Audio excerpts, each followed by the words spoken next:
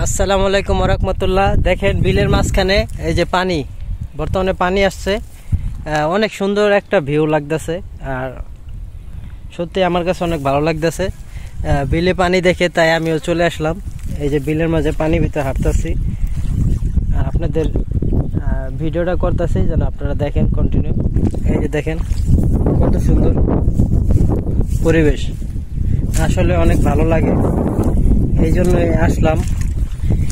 দেখা যায় সামনে আরো পানি হবে, তখন আর একটু বেশি ভালো লাগবে আর কি।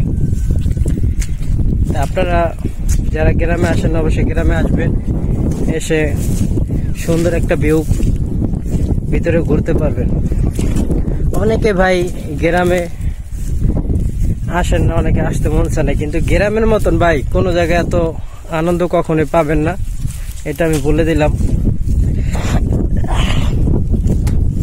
দেখছেন কত সুন্দর একটা পরিবেশ, সত্যি অনেক ভালো লাগে। যে দেখেন হেঁচি শাক, কত হেঁচি শাক ঢাকার মাসে কিন্তু কিনতেও পায় না অনেক সময়, আর এখানে অ্যাভেলেবেল হয়।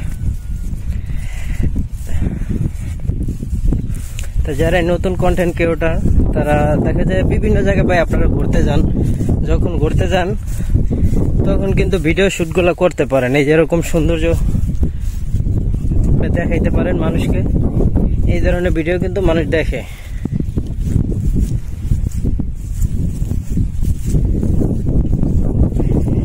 তো যারা নতুন কন্টেন্ট ক্রিয়েটর বা ভিডিও করার ইচ্ছা, তারা কখনোই হতাশ হবেন না। যদি হতাশ হন তাহলে কোনোদিনই আপনি একটা কন্টেন্ট ক্রিয়েটর হতে পারবেন না সফল।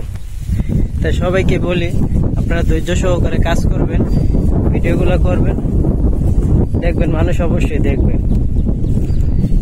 যে দেখেন চারিদিকে মেস্তা চাষ করতেছে, পাট ক্ষেত আছে।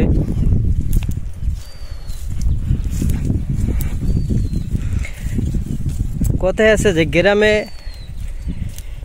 যদি না আসে অবশ্য অনেকের কিন্তু ভালো লাগে না, আমার কাছেও ভালো লাগে না যখন গ্রামে না আসে।